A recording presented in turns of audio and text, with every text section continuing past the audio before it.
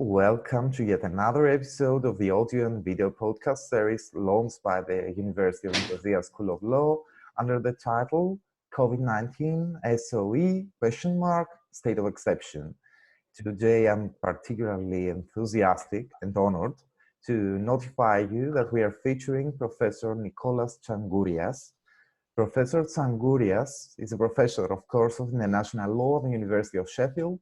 Professor Tsagourias is also the director of the Sheffield Centre for International and European Law and a member of the editorial board for the Journal of Conflict and Security Law and the Journal on the Use of Force in International Law. He has completed his law studies at the University of Thessaloniki, the Aristotle University of Thessaloniki, my own alma mater, by the way, in Greece, obtaining his Master in Law from the University of Bristol and his PhD from the University of Nottingham.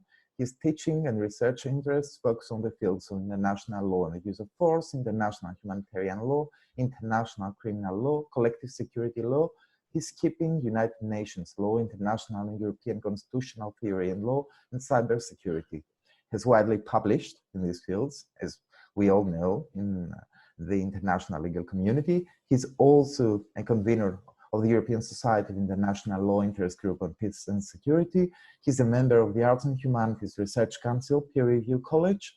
He holds a visiting post at the University of Umeå, Sweden, and he has taught at many universities in Europe and the United States. Professor Tsagourias is also a visiting professor at the Paris School of International Affairs of the Sciences Po Université and a member of the Academic Advisory Board of the Tallinn Manual. Its second edition has been published in 2017 by the Cambridge University Press publishing house. Tallinn Manual is, let's say, a restatement. We're going to discuss it later on with Professor Tsagourias on international law applicable to cyber operations.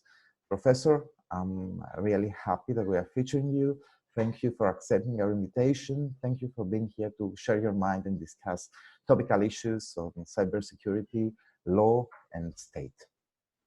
Well, thank you, Dimitrios, for the invitation and also for having me on. And also for your very kind and very generous introduction. I want also to congratulate you for this initiative during these very, very unusual times we live. So thanks very much. Well, without further ado, let us move to our first question. Professor Tsagourias, since we have a specialist on cybersecurity and international law among us, we should, let's say, feel the need to ask the perennial question about the classic positivist narrative of international law. This narrative is grounded on the principle of sovereignty, which is more or less a territorial notion. Is international law the appropriate normative concept to regulate cyberspace and cyber affairs, a highly non-territorial situation? Well, this is a very interesting question. As you said, state sovereignty is one of the most important or fundamental principles of international law. And I would say that state sovereignty is the engine behind international law, is what makes international law. Of course, as you said, one could say that sovereignty or state sovereignty cannot apply to cyberspace because cyberspace is aterritorial, does not have territory. But I have to say that territory is not just a geographic concept. Territory is a political and also a legal concept. Territory defines a space over which sovereignty can be exercised, and cyberspace is such a space. So state sovereignty can be exercised over the physical component of cyberspace, the infrastructure, for example, the computers. So sovereignty can be exercised over the social component of cyberspace, over humans. You need humans to operate the computers. Sovereignty may not be exercised on the logical layer of cyberspace, but it can be exercised at the point of entry and at the point of exit. For example, sovereignty can be exercised at the point where data is inserted in the infrastructure and at the point where data exit infrastructure, for example, in the form of words on our computers. States can also create sovereign zones in cyberspace. So it is what China has done. What's called the Great Firewall of China is to isolate its cyberspace from the outside cyberspace. It is what North Korea has done, what Iran has done, what is called the halal internet, for example, and what Turkey and Russia are trying to do. Although the problem with these two countries is that they don't have the infrastructure, the cyber infrastructure, to isolate the cyberspace from the outside world.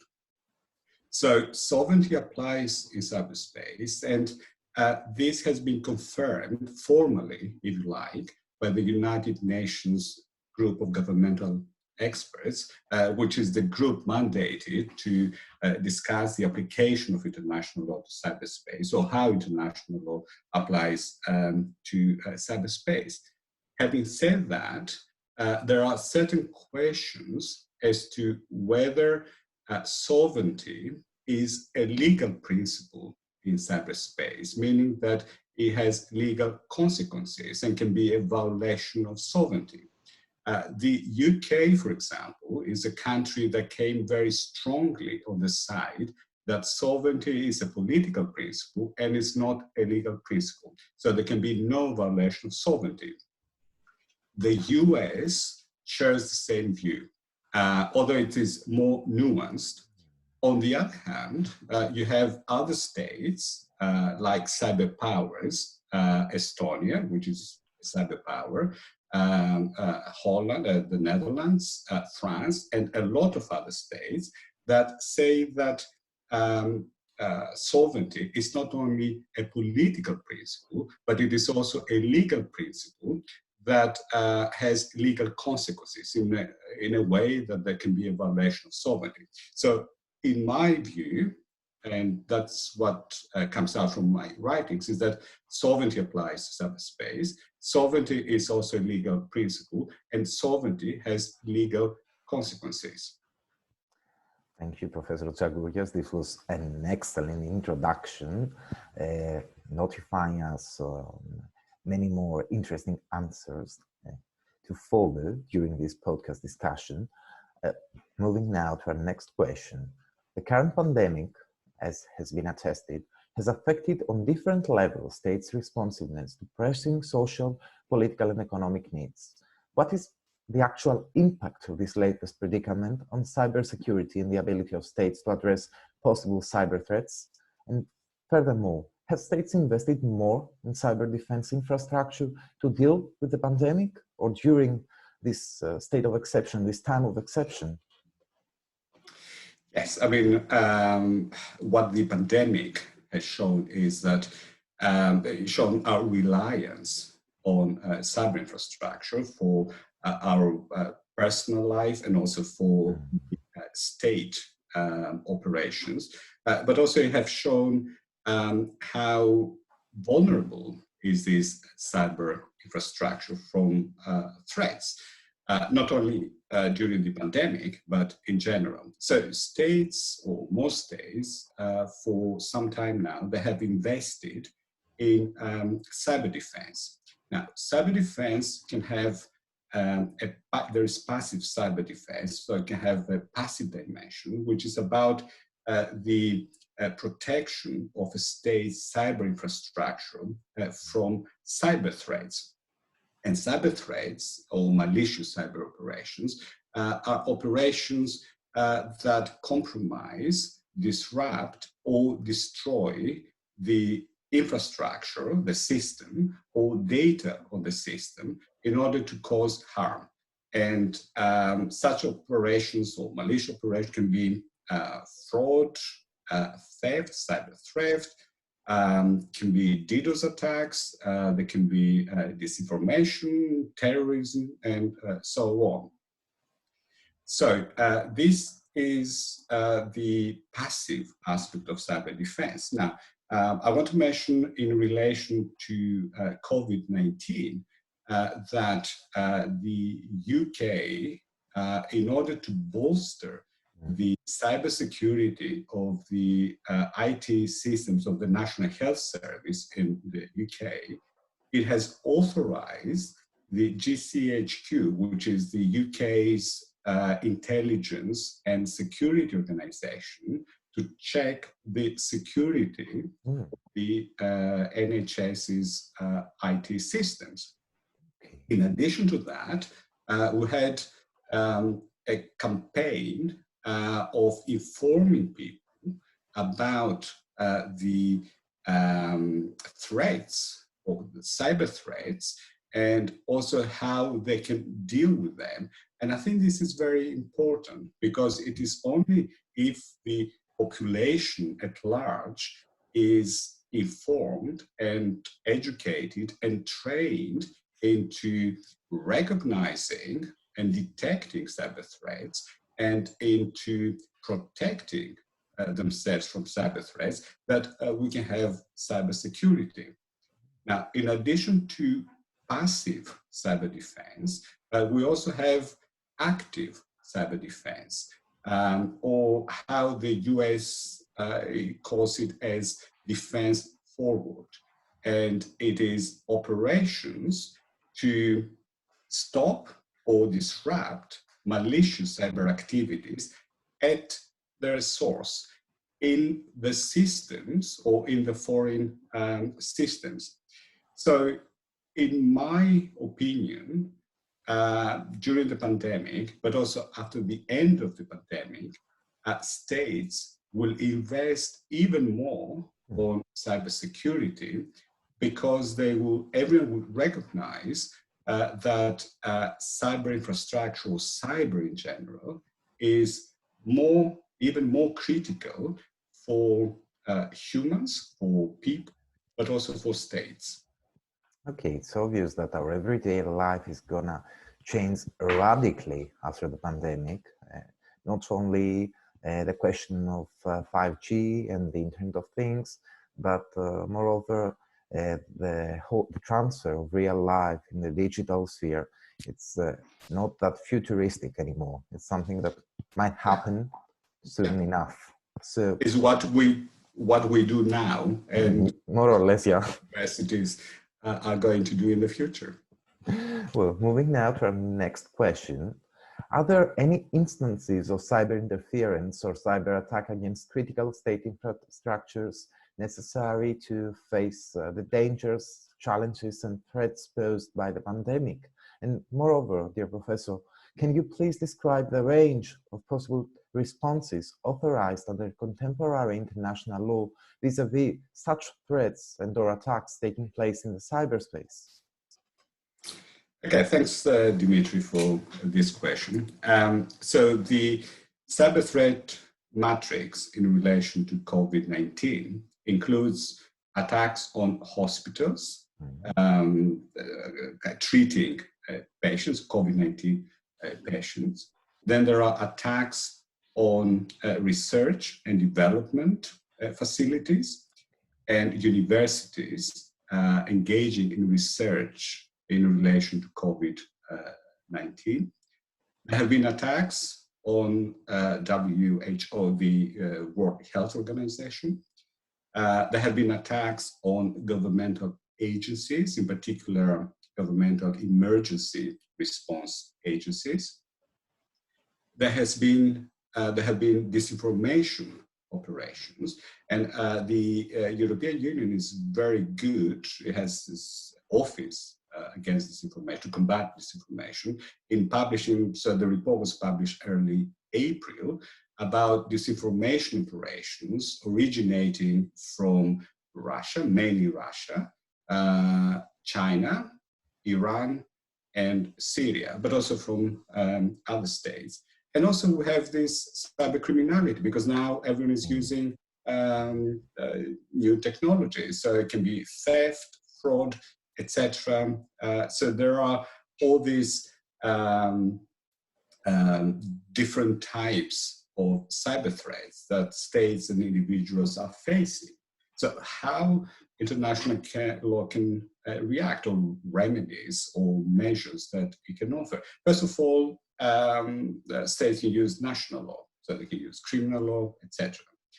But as far as international law is concerned, the main issue is how these threats are classified or classed in international law. So I would not talk about human rights because it raises its own difficulties as well. So for the general international law, if attacks on hospitals or attacks on governmental agencies amount to an armed attack, then of course the state can use self-defense measures. It can even use force in self-defense. But in order to amount to attack, there needs to be some serious consequences in the sense of destruction, deaths, etc. So we didn't have them, and of course that's a good thing. So states cannot resort to self-defense. Without physical consequences, it's not also a use of force. So what they are, there are violations of state sovereignty because there is intrusion into a state's sovereign space. So what the state can do then is to take countermeasures, and these are can be cyber countermeasures. For example, disable a server or break down a botnet. But also it can be, say, physical countermeasures in the sense of sanctions against states or individuals that are responsible for the attacks.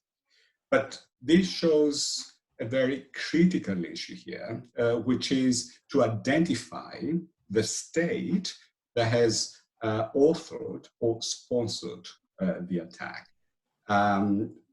This is difficult in cyberspace because it involves technical attribution to identify the computer, for example, that it is the author of the attack. And then you have the political aspects, which is about intelligence information. Yeah. And of course, you have the legal aspects of attribution, which are quite narrow. So it's very difficult to identify the author of the attack. And that's why states are using, and non-state actors are using cyberspace because of these difficulties.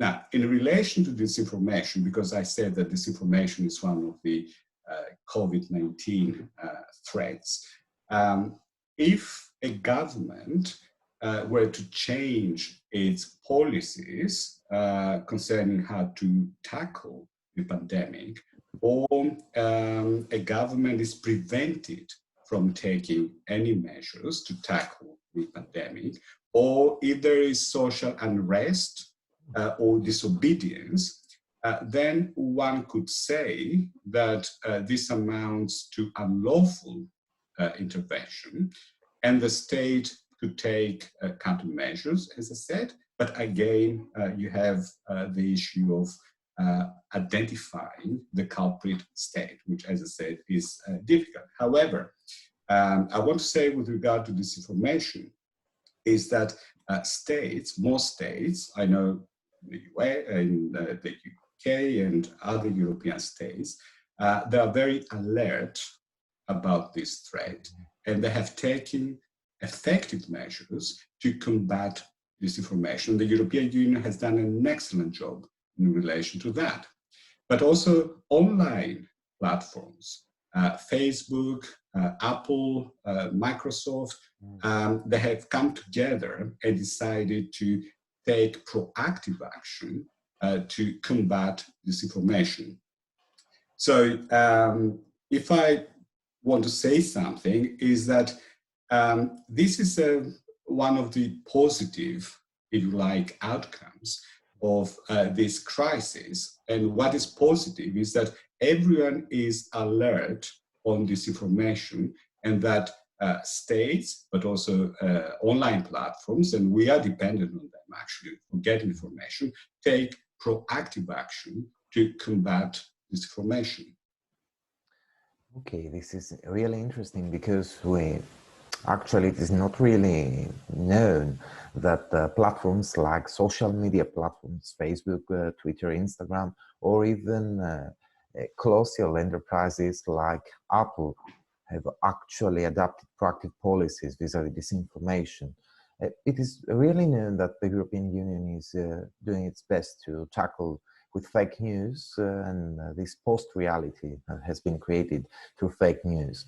But actually, if I may, Professor, I would like you to elaborate a little bit about the yardstick of attribution, about the kind of control or power that a state should exercise over a private actor, for instance, a hacker or a cyber attacker, in order for this state to be considered culpable or in order for the cyber attack to be attributed to the said state.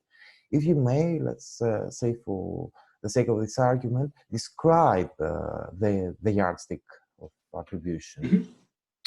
Yes, I mean the legal, because you can have also the political attribution, and then states are talking about sponsoring, like states sponsoring, for example, terrorism, attacks, cyber attacks, etc. But if we go to the legal attribution, of course, if it is a state organ, agent, etc., that's a clear case, and that is what happened, for example, in relation to espionage by Chinese operatives or during the interference in the US elections by Russian operatives. They are organs of the state because they are agents, secret service agents. So that's an easy thing.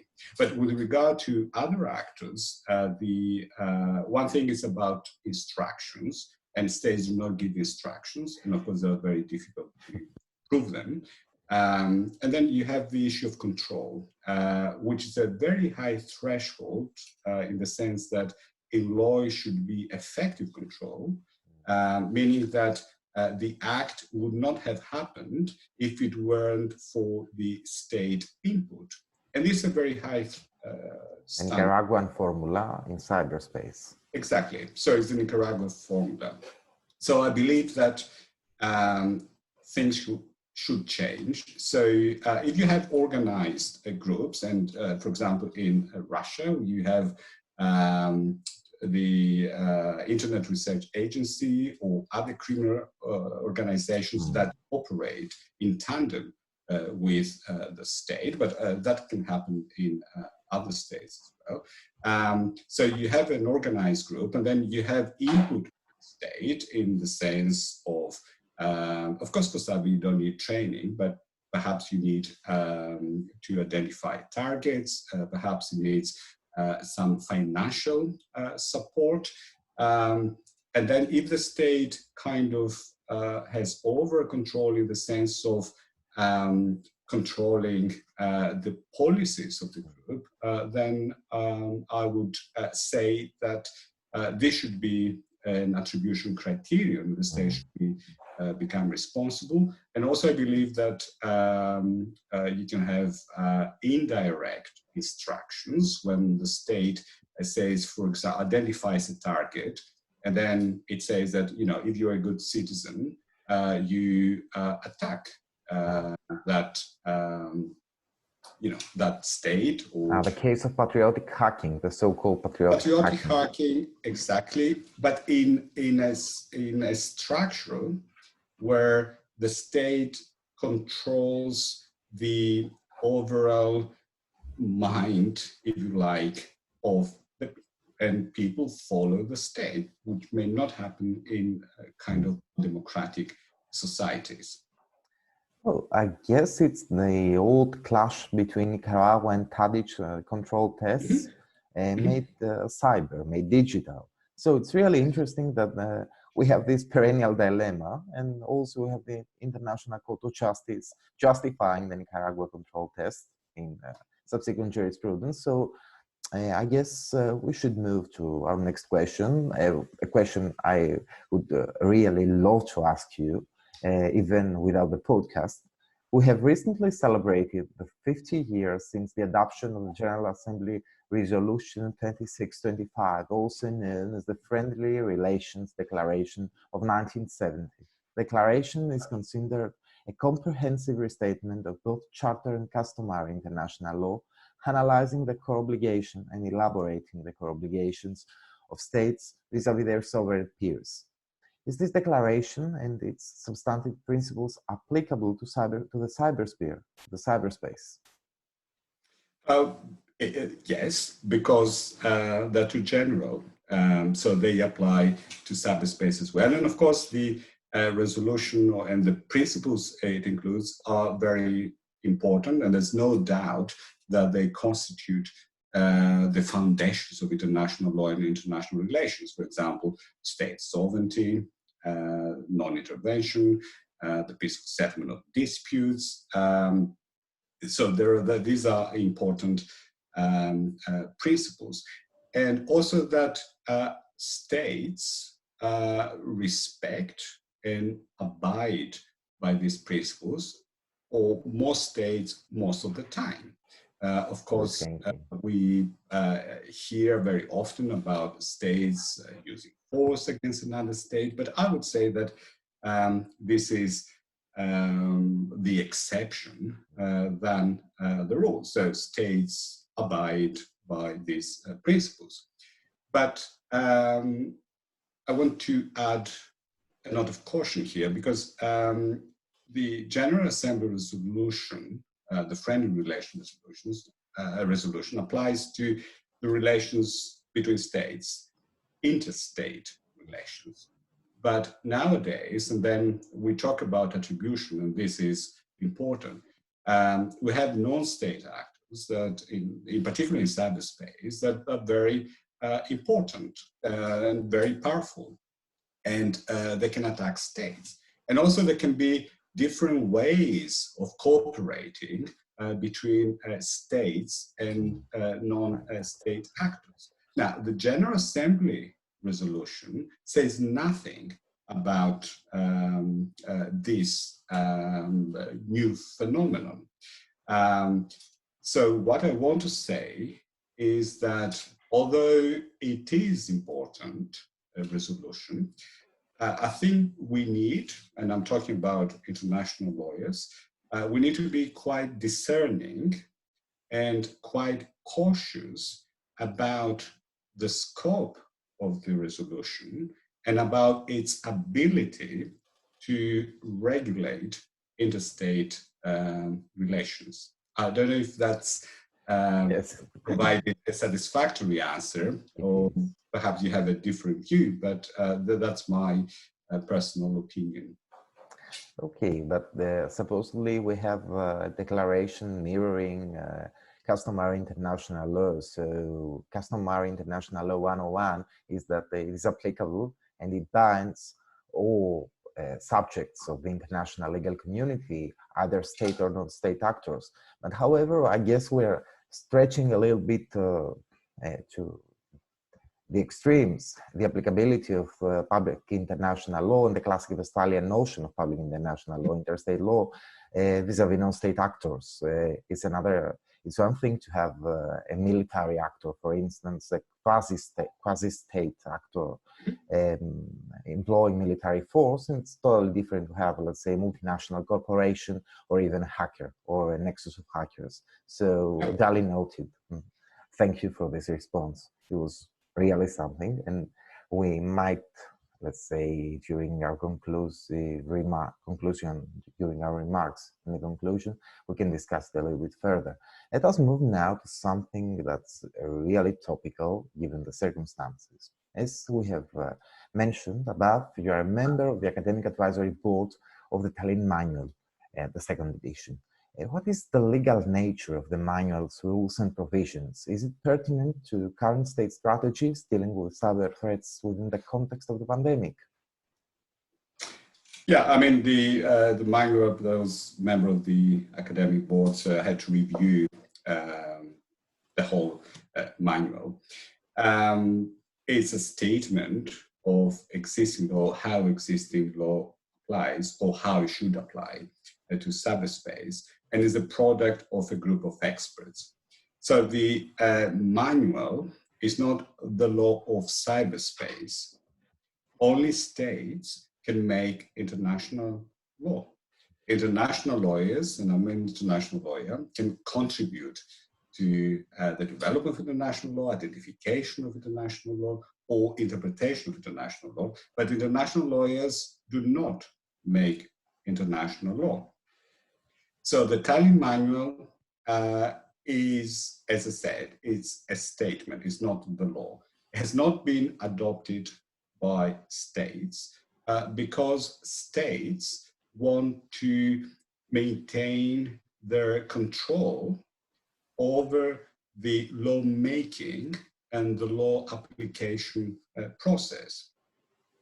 But that does not mean that the Tallinn Manual has no value.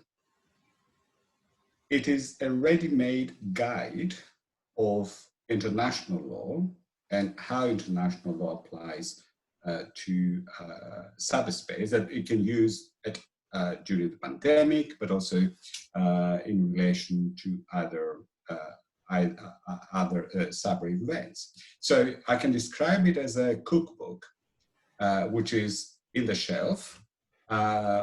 We don't use it, but if you have to remind yourself of a recipe, then you open and you check. So it's what states, what state lawyers or governmental lawyers, what academics, what students or the general public can do if they want to see what law applies and how it applies to cyberspace.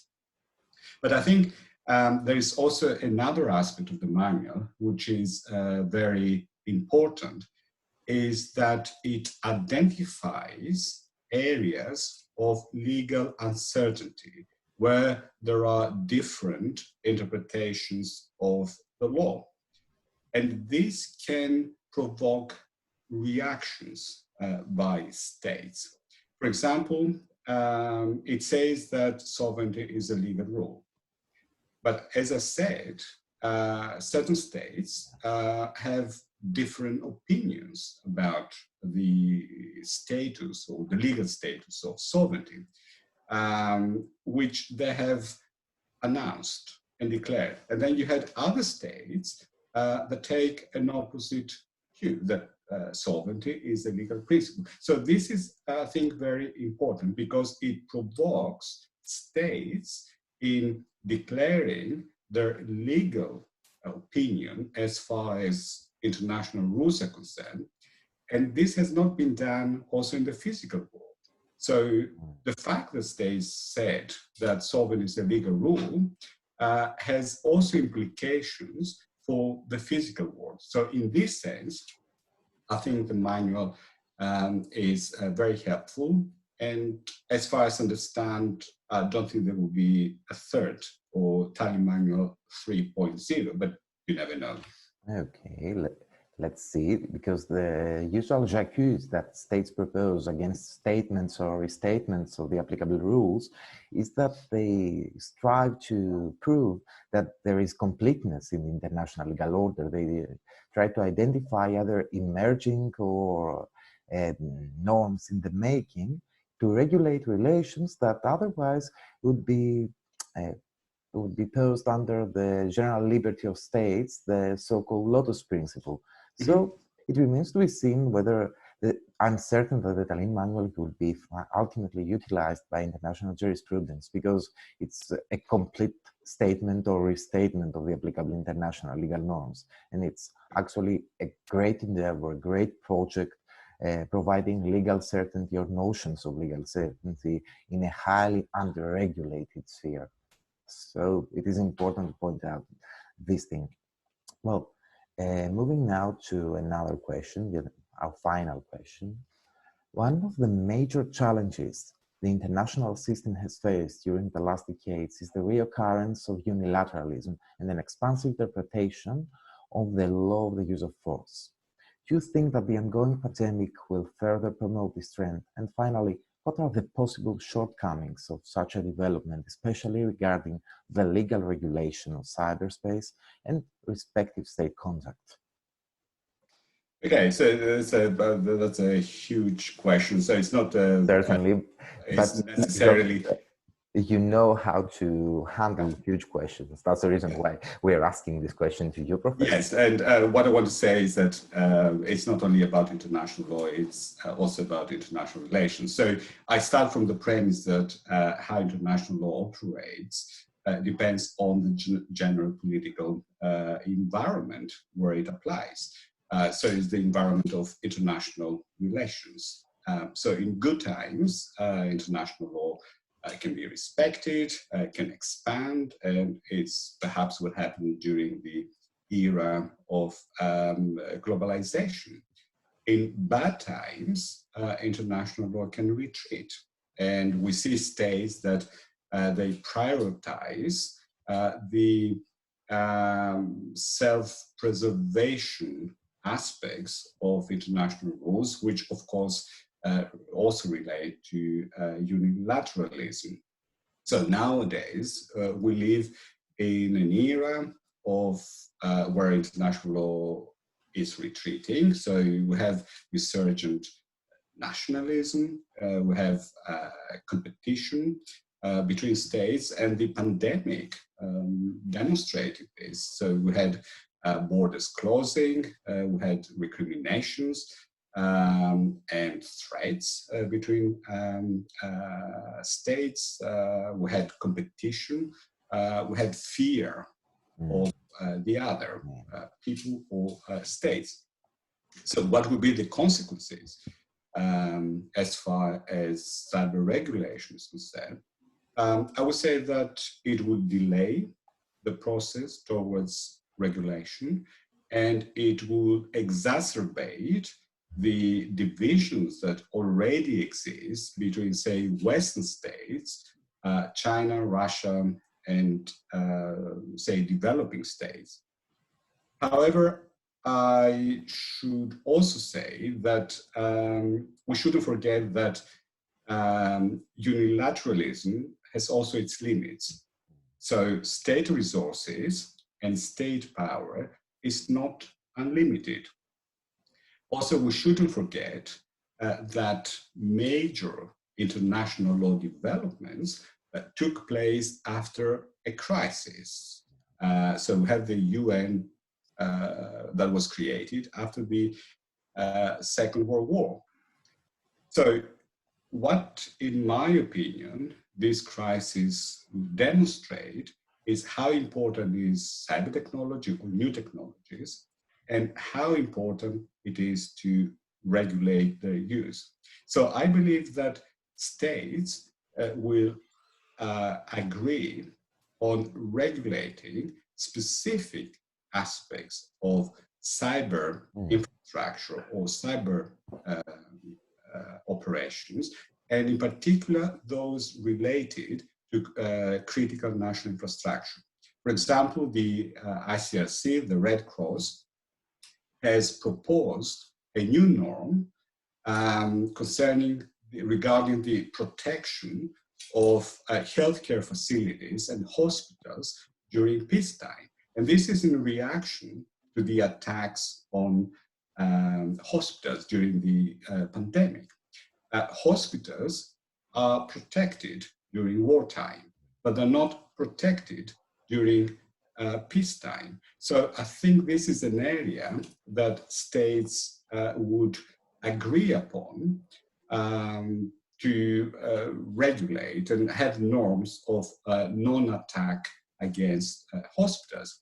And I want to mention in this regard that after the interference into the 2016 elections, a lot of states, or most states, they have designated their electoral infrastructure national infrastructure. So in my opinion, there would be some regulation which would be very subject specific and would depend on the areas where states coalesce or states' interest coalesce. And I have to say that in cyberspace, states have different interests, but also they have different capabilities and different resources. But all states want to have their hospitals being protected, for example. So it is understandable that states will cooperate and, let's say, handle the situation through their sovereign will as to find mutual ends and to regulate questions that really touch upon its endeavors, whether pertaining to the global south or the global north, like hospital security or the security of the integrity of hospitals. So, Professor, we have a few minutes left to sum up and present certain concluding remarks. It has been a really interesting discussion on a subject that we have not been given the opportunity to study during the pandemic or to examine during the pandemic, because we're all using means of distant communication. We are all using the internet. Before the pandemic, the first big thing was the 5G revolution and how the Internet of Things will affect our lives, and also questions of bioethics or international legal regulation and artificial intelligence. Now we may have to, let's say, wait a little bit and test the limits of international legal regulation and international normative phenomenon. So if you have to, let's say, sum up or present a few concluding remarks for our viewers, it would be a nice time to do it. Yeah. So I think a lot of, the points I want to make now, the concluding points kind of emerge from our discussion. First of all, there will be more cyber in our everyday lives. So that's one thing which is certain. Then there will be more investment in cyber hygiene and better cyber hygiene. And this on a personal level, but also at the state level. The third, if you like, point I want to make is that, in my opinion, there will be better protection of critical national infrastructure from cyber attacks. And the final point is that there will be more progress at the national and international level in regulating threats to critical national infrastructure and in regulating aspects of cyberspace and regulating perhaps particular cyber operations and cyber risk.